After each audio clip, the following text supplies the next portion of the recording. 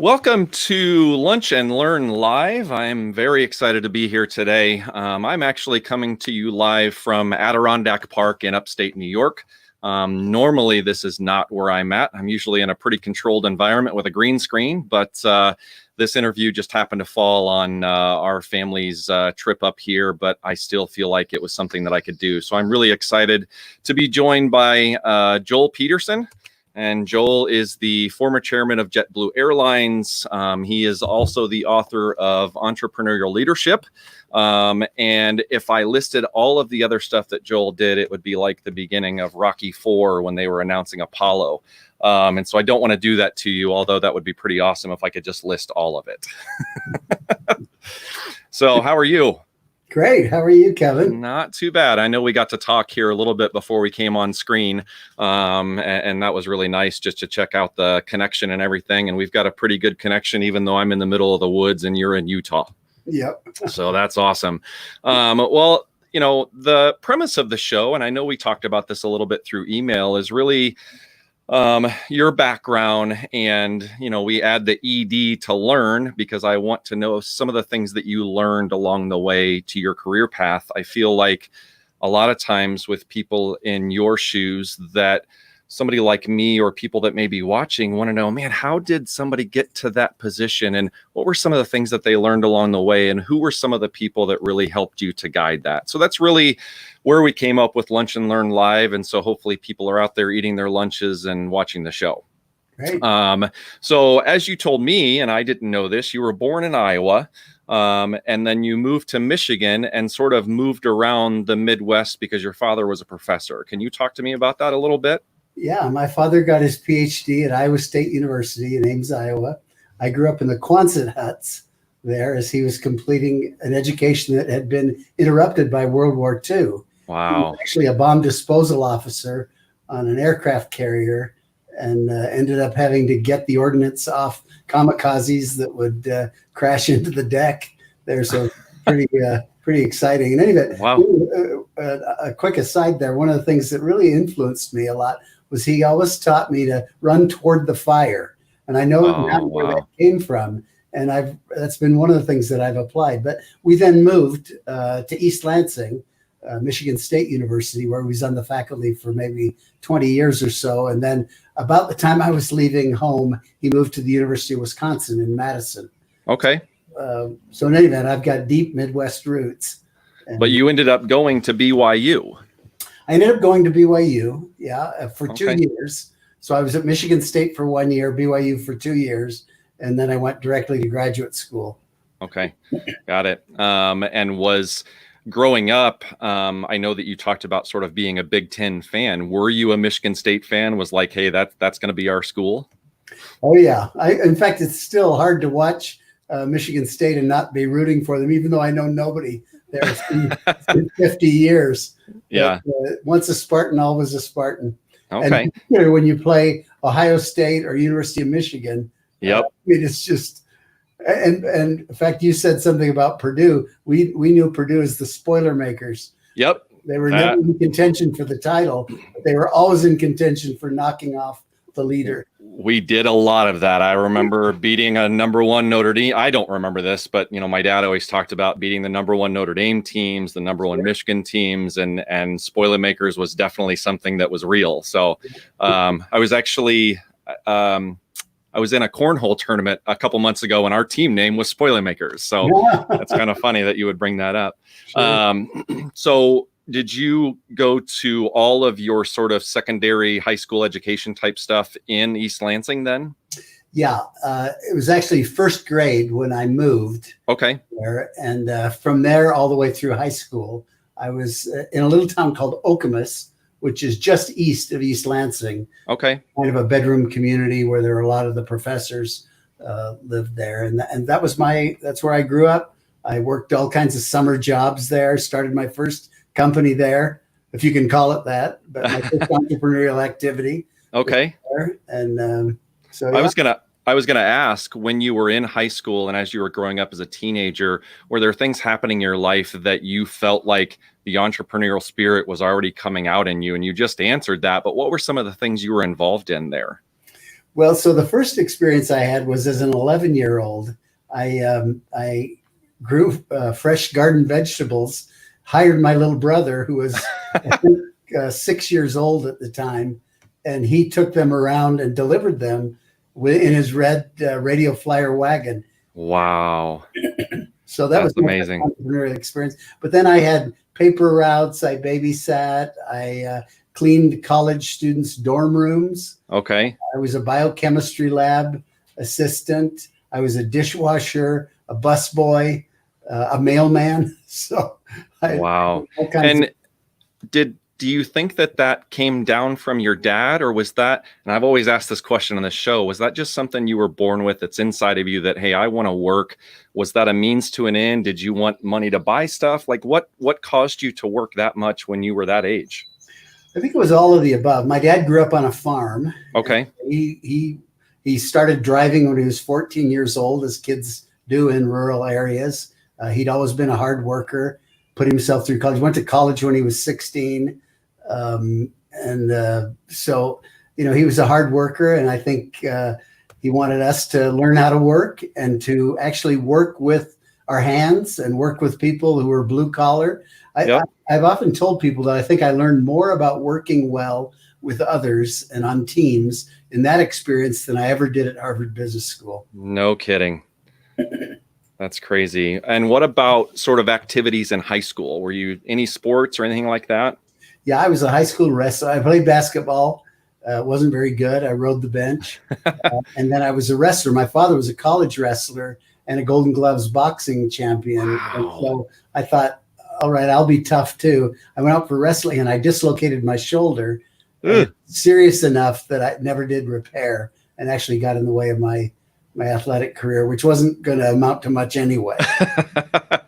Yeah, it's like 0.5% or some small percentage of people even do that in college. My 15-year-old is a wrestler, and he really enjoys that, and has taken to working on his body and those types of things. So it's a little overwhelming at those wrestling meets. A lot of people yelling and sweaty boys running around and a lot of testosterone. So it's always it's always an interesting Saturday morning at wrestling tournaments. Sure. And so as you started to work through your high school career, and you're looking at colleges and those types of things, what were some of the thoughts going through your head in terms of what you wanted to do at that point? What did you want to be when you grew up? I don't think I really knew. I knew I had leadership abilities because I'd been captain of the safety patrol and student body president and class president and all those kinds of things. So I knew I had leadership potential. And since my father was at the university, I figured that, well, what do you do if you're a leader and you're around a university? You become a university president. Okay. So that kind of became my goal. I had no idea what a university president did, and I've since learned, and I'm glad I didn't end up going in that direction. But at that point in time, I thought I would eventually become a university president. That's amazing. Were there other schools that you were looking at outside of BYU? What was that experience like for you? Well, in fact, I only looked at Michigan State because got it. Hometown, my tuition there was $109.25 a quarter. Wow. And so it's pretty hard to resist. So we didn't have a lot of money. We had 5 kids. My father was effectively a biology professor, and they didn't make much money. And so I think one of the reasons you asked before was working. I worked because I needed the money. I wanted to do things. And I also found work interesting and fun and, something to do. So I think there were multiple reasons, but anyway. Prior to going to Michigan State and outside of your father, were there any other influences in one of these jobs where somebody really took you under their wing and said, hey, you've got to work hard to get what you want, those types of lessons? Well, I do recall the guy I worked one summer for the fellow who was the head of the mail room at Michigan State University. And that meant they delivered all the campus mail and did all the sorting and stuffing and all those kinds of things. And he was really a crabby guy. He just never said anything nice to anybody. But at the end of the summer, he took the time out to write my father a letter and said, this is the best worker we have ever had here. Wow. before time. He stays after. He cleans up each day. He does all these things. He said, I just had to let you know that. And my dad was so proud of me, the foreign kid who'd made his way to PhD, to see that his son, this suburban kid who'd never, really done much, had at least impressed the head of the mailroom. That's awesome. And it's cool that he would take the time to do that. And I'm sure that was something important to you, because I know that doing those types of things in the corporate world is important to you, as I read in your book. Yeah. So I guess from Michigan State on to BYU, what caused that? Well, so I went on a LDS mission, Mormon mission. Yep. Which young people do in the Mormon church at about age 19. So I completed my freshman year. I recall at the moment I was named a member of Green Helmet, and that means nothing to anybody except at Michigan State. Green Helmet are the top 100 freshmen out of 7,000. Okay. So it felt like a big deal. It felt like I was building a career at Michigan State. And I remember thinking about, should I actually do this or not?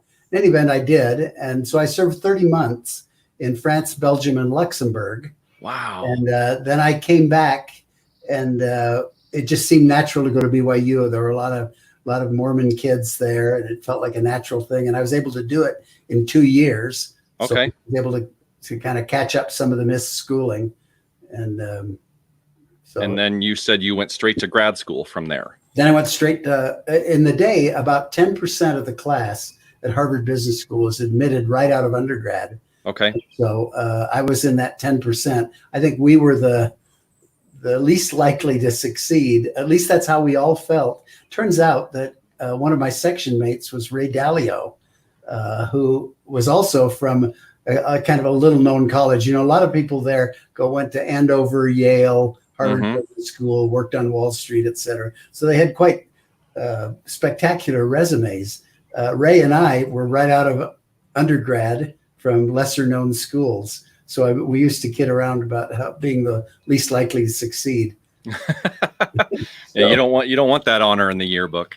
No. That's pretty funny. Well, it didn't mean much. Yeah. So as you were at Harvard, do you still have this vision of university president in your head, or is something else starting to form at that point?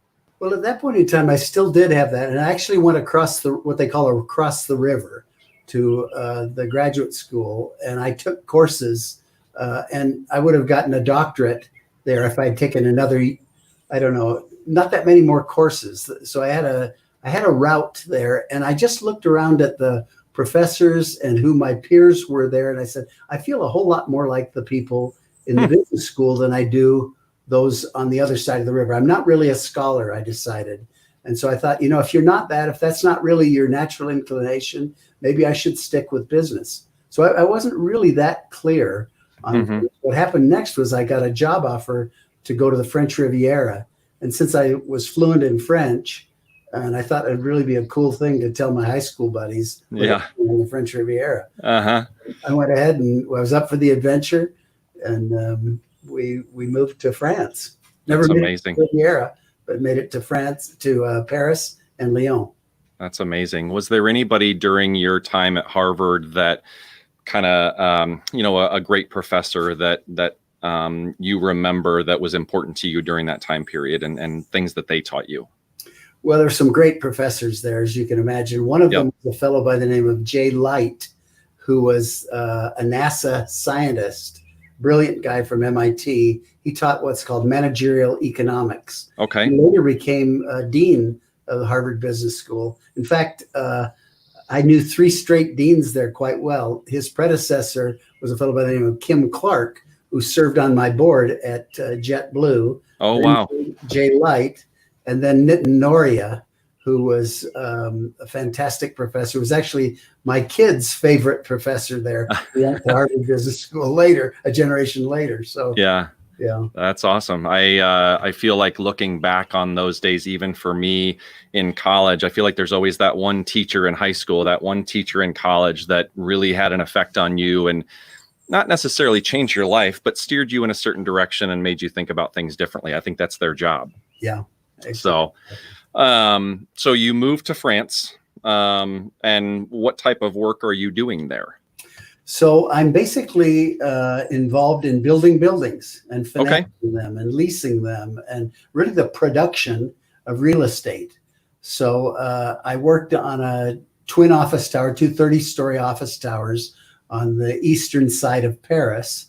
And I actually was asked to raise $10 million as an equity tranche for these buildings. And the more I looked at it, the more I thought, this is whoever puts the $10 million up is going to lose it. And, these were just not good projects. And so I kind of told everybody that, and I got in a fight with the chief financial officer. And finally, it turned out that other people read the legal documents too. And they said, Peterson's right. This is really a bad deal. And we should give this property back to the lender and offer to lease it up and do everything, but relinquish our ownership in the project. So they went ahead and did that. And Wow. They made me the treasurer of the company, and within a few months, the chief financial officer of the entire company. And you're what, 28? I was 29 years old. Wow. But it That's was crazy. a company that was running out of cash, was in trouble, it had to restructure its debt. So I think I was just the greatest fool in the organization. Come on, that's not true. That's amazing. Like, I'm just thinking, 28, 29, trying to do an equity raise and then saying, hey, this isn't really a good deal for us.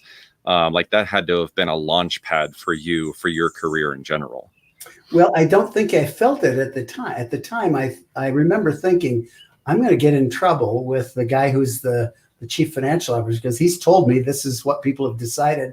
In fact, I remember having an argument in a plane flying to Barcelona, and him saying, my job is to tell you what to do. Your job is to do it. Do it, yeah. And I just thought, he's probably right. I'm fresh out of business school, but this makes no sense to me. Yep. And, so I ended up getting in an argument with him. And I thought, well, this could maybe the end. In fact, I was so sure it was likely the end of my career that I went to the McKinsey office in Paris and interviewed for a job with McKinsey.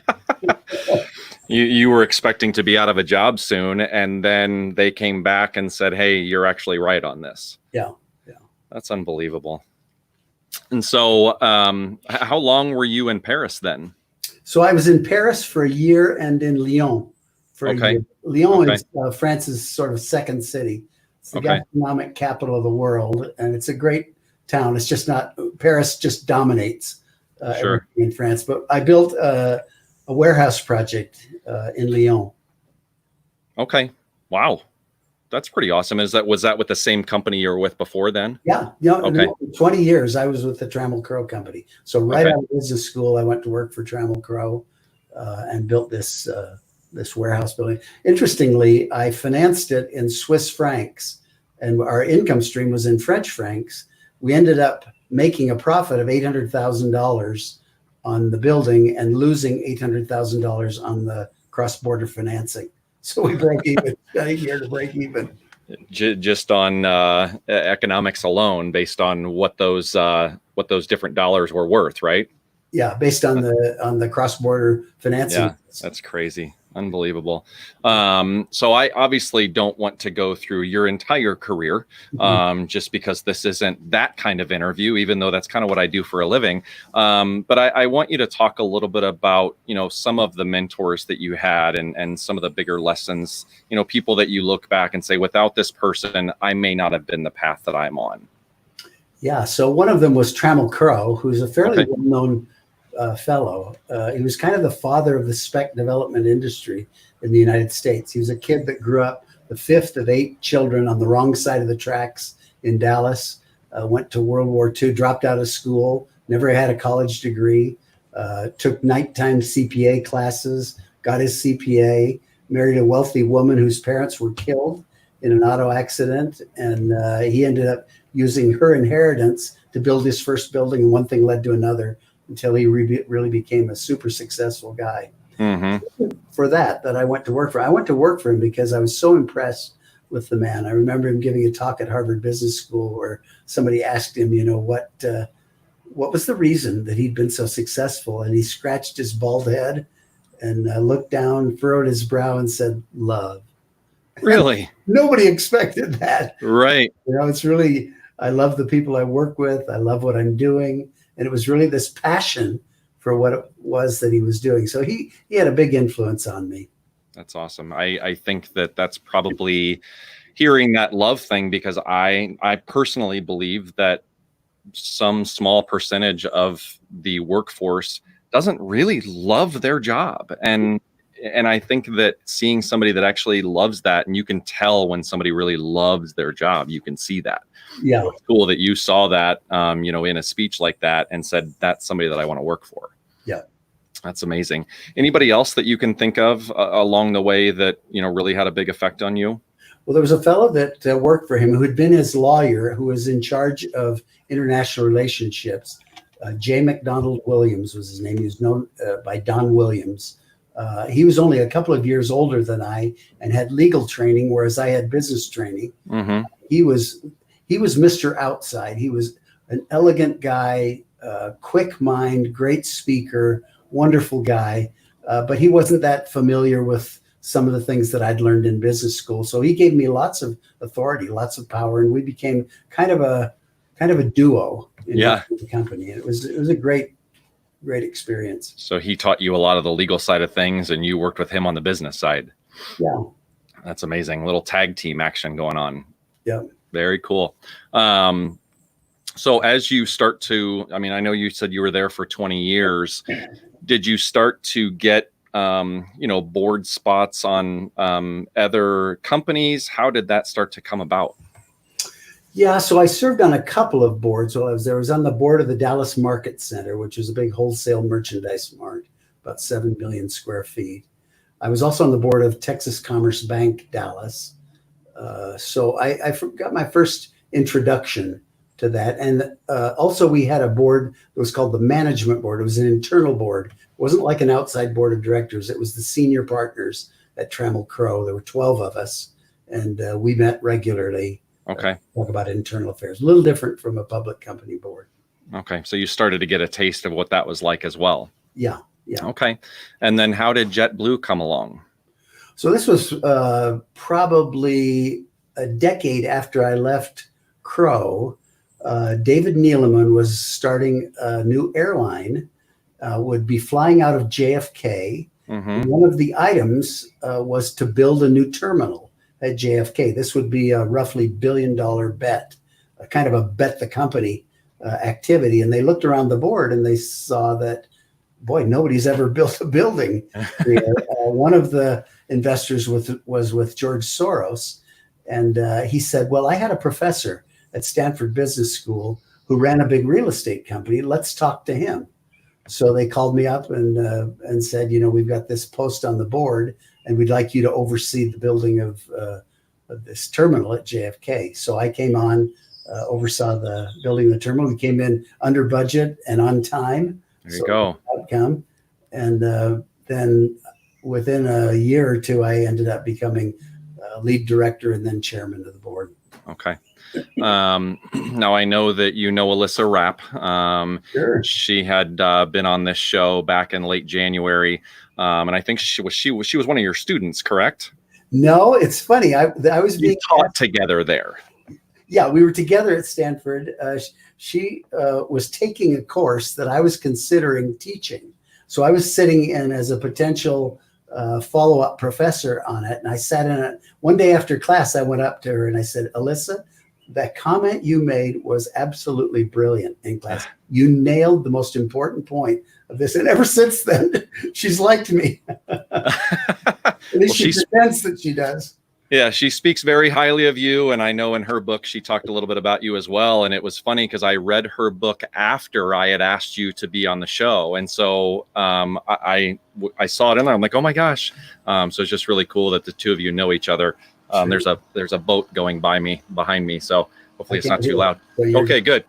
In talking to Alyssa and sort of hearing her story, how did the Stanford thing come along for you? Was it just a class that they had asked you to teach? Talk to me about that a little bit. So I was on the board of the advisory council, and there may be 50 people, often CEOs or chairmen of well-known companies. I basically got on that board because I was the CEO at the Trammell Crow Company.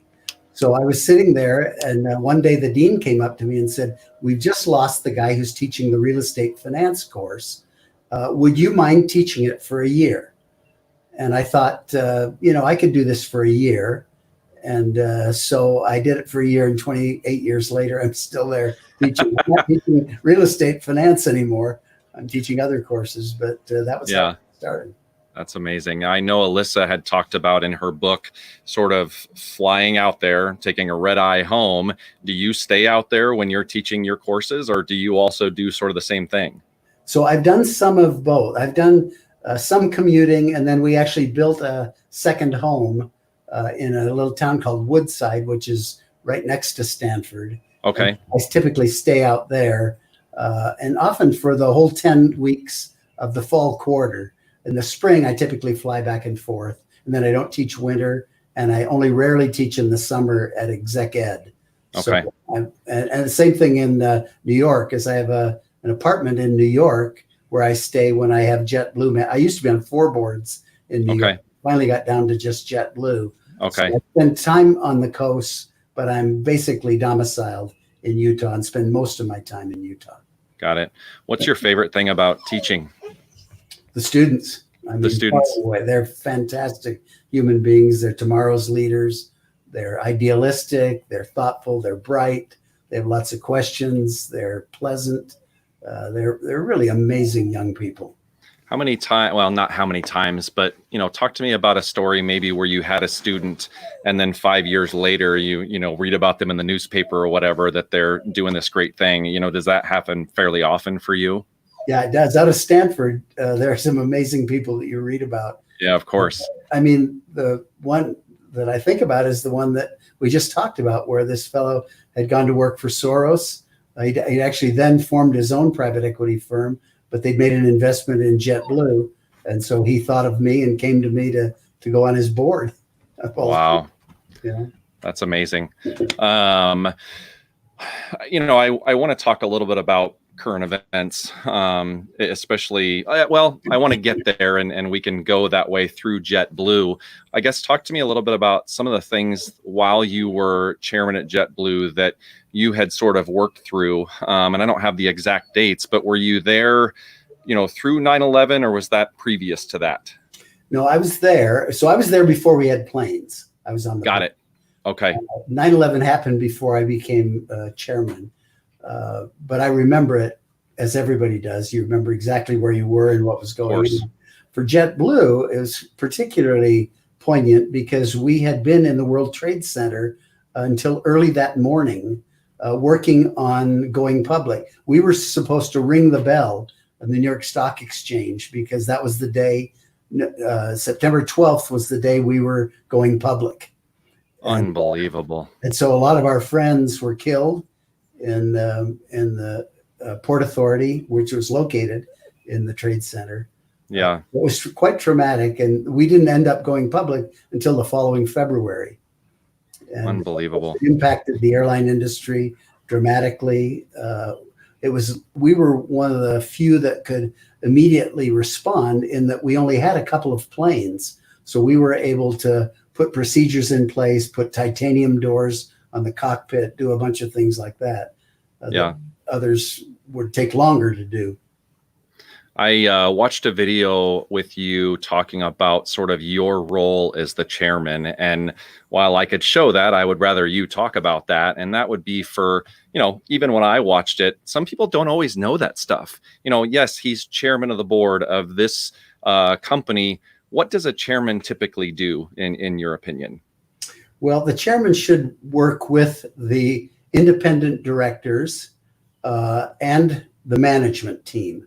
So he's kind of the go-between. He'll run the meetings, but typically call them to order and help plan them, but turn them over to management. My view of what the chairman best does is just make things run smoothly. Make sure that you've got the right governance principles in place, you've got the right committees in place, that you're holding executive sessions, and that you're getting input from everybody. Okay. You want to manage that, but you're at once holding management accountable for what they say they're going to do, as well as removing obstacles, providing judgment, contacts, making things possible. So there should be a good deal of wisdom and experience on the board that a management can tap into. So some people think boards are the policemen. I don't think of it being that way. I think they have to do a certain amount of that, but fundamentally they're there to help. And I don't think of them as actually helping to manage the company either. They should keep their fingers off that, keep the management team. The most important thing a board does is choose the CEO. I was getting ready to ask that. And is it, does everybody on the board come together and say, hey, here's somebody that I think would be good? How do you guys work together to make that decision? So you should have a process. Every time that I've done this over the years, and we've brought a new CEO in, the first interview I have with them, I talk about succession. I want them to get in their mind that they're not going to be there forever, and that we may need to make a change. Something may happen, but that really our responsibility is to be thinking about great succession. And so I think it's a process that goes on. At JetBlue, one of the first things I did was institute an offsite, which is like a 2-day gathering where we talk about things that we can't talk about. In normal board meetings, there's a lot of housekeeping, a lot of record keeping, checklists that you're going through to make sure that the company's properly run. So you need some time when that's not going on, where you can just say, what are the big threats? What are the big opportunities? What are our competitors doing? How are we in succession? Who's in line for succession? Who might we call on? So I think you want to have time to do that. So we really started doing that. And it becomes kind of apparent over time who are the candidates. In my case, when we replaced the second CEO at JetBlue, I had the third CEO that had been identified come and run the offsite. No kidding. We actually held it at our home on the West Coast in a big barn. And we had the table set up in the barn, and I just turned it over. I sat between the retiring CEO and his potential replacement. And his replacement ran the meeting. And at the end of it, the entire board came up and said, okay, you're right. This is the guy. Done. Yeah, sometimes you got to put them in action to prove it to everybody else. It's one way to do it. Yeah, exactly. So I want to talk a little bit about the book. And it was very cool that I got an advanced reader's copy. That's never happened before. So when it showed up, I'm like, well, that's kind of cool. So I was very excited about that.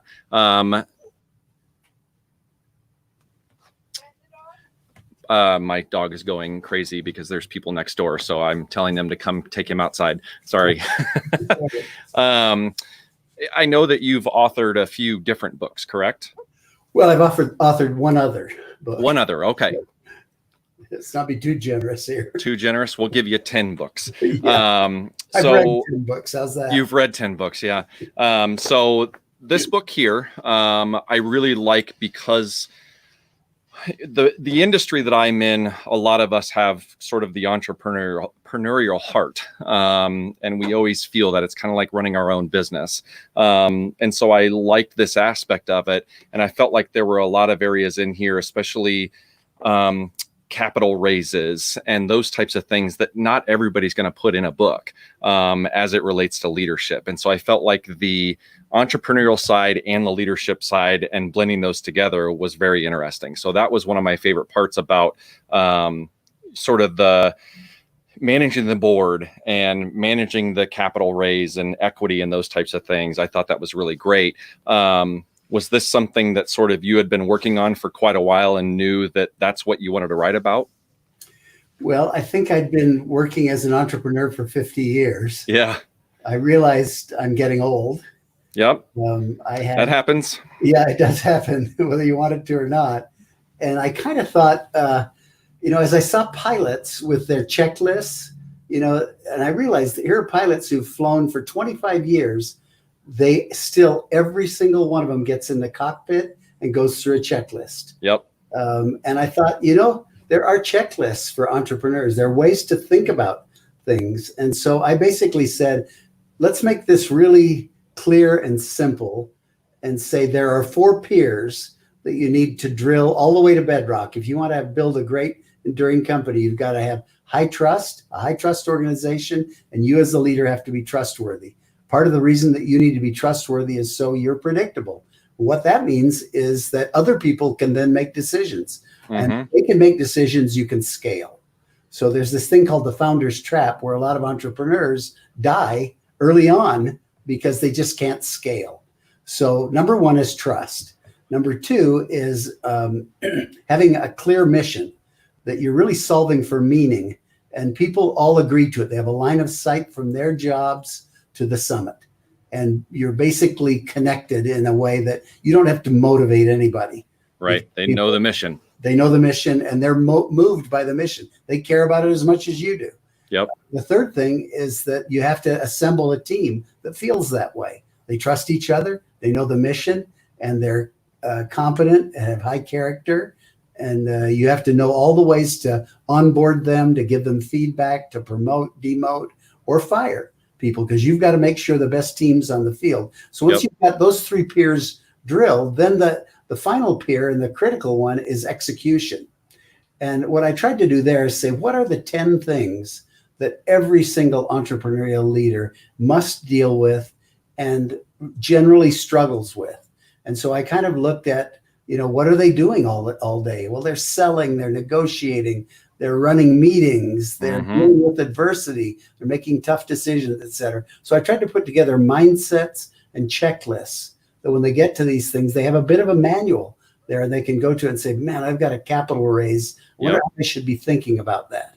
So the idea is kind of as a manual, and it's dedicated to my students, as you've seen. So the idea is I want to help these would-be entrepreneurs, these young people succeed at that. I was just about to tell the story of my wife being lost on the mountain. Yep. That's what really triggered the whole thing, is I realized that she knew all the rules. Yep. Broke them and ended up having to spend a night stranded on a mountain. Yeah. And I thought, boy, this is what happens to my young entrepreneurs. We teach them all the rules, and then they get stuck out there as entrepreneurs, and they struggle. They don't have the checklist. They don't have the mindsets. So I said, I'm going to put it all in one place. Put it all in one place. And I would imagine that people are flipping through the book. I think it's one of those books that you can go back to all the times. I felt like Alyssa's was the same way. When there are very tactical, do this, do this, do this, you got to go back and read that stuff, because sometimes you can forget why it's important. Yeah. I think my favorite chapter or favorite section was conducting a really good meeting. And like, I think in the corporate world, sometimes there's just meetings that I don't need to be there. And, somebody else doesn't need to be there. And a lot of times it takes away from the day. So I really enjoyed that one, and wanted to copy it and send it to some people. So well, there's some simple rules. There are. I know. If you follow the rules, and I mean, a couple of really simple ones on the meeting thing is hold them early in the day and early in the week. They go much better than if they're at the end of the day or the end of the week. Make sure that it's a pleasant room. Make sure there are snacks and breaks. Make sure the right people are there. But I mean, just really simple things. But if you've ever been in a corporate world, you see them violated all day long, every day. Yeah. So these meetings are terrible. People hate them. They wish their lives didn't have meetings or interruptions. Yep. So what I'm trying to do is just say, let's get all the wisdom packed into one place. Yep. You can review it quickly on a number of these different topics. So that's the idea anyway. Yeah. I liked I think it's have a clear purpose. And not only that, and I think that you mentioned this in there, was not only have a clear purpose, but tell them up front. Like when I get a meeting notice and it just says, in this room, but there's nothing in the body of what we're supposed to be doing. I'm like, what is this? Why are we having this meeting? So it's pretty funny. It's okay, to have a meeting that says, we're just going to brainstorm. Right. Yep. We're just meeting together to brainstorm. But you need to let people know that, because a lot of people will come in and say, are we here to make a decision? What's going to happen from this? What's the purpose? Say, guys, all we're going to do this morning is we're going to take 20 minutes and just generate a bunch of ideas, and then we'll break. Yeah. You're leaving. People then can throw their weight into that and help make the best decision. But if you don't say that, people will come out of that saying, what were we there for? Yeah. We didn't accomplish anything. Yep. And it leaves a sour taste in their mouth for the next one. Exactly. Awesome.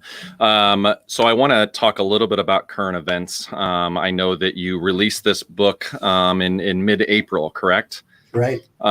So you released your second book in the middle of a pandemic, where I'm assuming you had a million meetings to fly all over the place and talk about your book, and I would assume a lot of it was like this. Yeah. So and then also being the chairman of the board for an industry that was greatly affected by this. Talk to me about the last couple of months and what it's been like for you. Yeah, so this is probably the worst timing for the release of a book that you could have with all the bookstores closed. Yeah. No way to give speeches or gather groups or anything like that. So, but there's a lot of people at home with time on their hands, though. Yeah. So maybe I'm entertainment. I don't think so, but well, I don't know. I don't know that I would have had as much time over the last couple months because I'm used to being in the car for 2.5 hours in downtown. So sure. I did have more time to read. So there is that. Yeah. So and plus, I think if you actually peel the topic back and say, one of the things we haven't talked about here is I talk about the entrepreneurial leader being a 5-tool leader. Mm-hmm. Skills that are entrepreneurial, they as presider, as administrator, as manager, and as politician.